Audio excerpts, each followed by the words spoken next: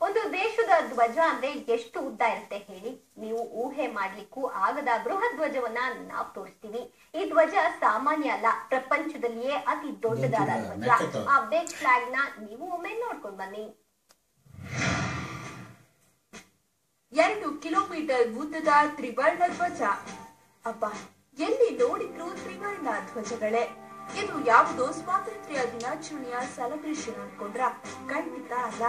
ಯಲಹಂಕದಲ್ಲಿರೋ ಜ್ಞಾನ Bharati education trust ಮತ್ತು ಅಮ್ಮ ಫೌಂಡೇಶನ್ ವತಿಯಿಂದ 4ನೇ ಬಾರಿ ನಡೆದ ತ್ರಿವರ್ಣ ಧ್ವಜದ ಪ್ರದರ್ಶನದಲ್ಲಿ ಕಂಡುಬಂದ ಬೃಹತ್ ಧ್ವಜವಿದು. ಈ ಧ್ವಜದ ಉದ್ದ ಕೇಳಿದ್ರೆ ನೀವು ಹುಬ್ಬೇರಿಸೋದಂತೂ ಗ್ಯಾರಂಟಿ. ಈ ಧ್ವಜದ ಉದ್ದ ಬರೋಬ್ಬರಿ 2 ಕಿಲೋಮೀಟರ್.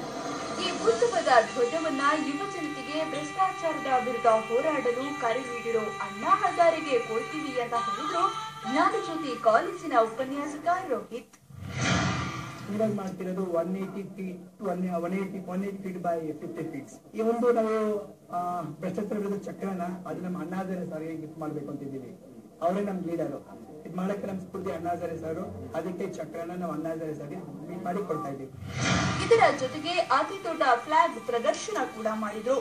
ತಮ್ಮ ಕಾಲೇಜಿನ 5ನೇ ಫ್ಲೋರ್ ಇಂದ ಇಳಿಬಿಟ್ಟ ಈ ಧ್ವಜ ಇಡೀ ಕಾಲೇಜು ಈ ಫ್ಲಾಗ್ ನಿಂದ ಮುಚ್ಚಿ ಹೋಗಿತ್ತು. ನಮ್ಮ ಮೇನ್ ಕಾನ್ಸೆಪ್ಟ್ ಏನು ಅಂದ್ರೆ ಕರಪ್ಷನ್ ವಿರುದ್ಧ ಹೋರಾಡ್ತಿದೀವಿ.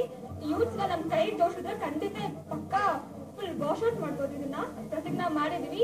ಯಾರೋ ದಯವಿಟ್ಟು ಲಕ್ಷ ತಗೋಬೇಡಿ, ಇಸ್ಕೊಳ್ಳಬೇಡಿ. ಪೊಲಿಟಿಷಿಯನ್ಸ್ ಗೆ ಮೇನ್ ಇದು ಅವ್ರಿಗೆ ಮುಟ್ಬೇಕು ಅಂತ ಇದು ಮಾಡ್ತಿದ್ದೀವಿ. ಭ್ರಷ್ಟಾಚಾರದ ವಿರುದ್ಧ ಕೈ ಜೋಡಿಸಿರೋ ವಿದ್ಯಾರ್ಥಿಗಳಿಗೆ ಶಹಬಾಸ್ ಹೇಳಲೇಬೇಕು. ಪ್ರತಿಯೊಬ್ಬ ಪ್ರಜೆಯು ಕೈ ಜೋಡಿಸಿದ್ರೆ ಒಂದು ದಿನ ನಮ್ಮ ಭಾರತ ಭ್ರಷ್ಟಾಚಾರ ಮುಕ್ತವಾಗೋದ್ರಲ್ಲಿ ಯಾವುದೇ ಸಂಶಯವಿಲ್ಲ.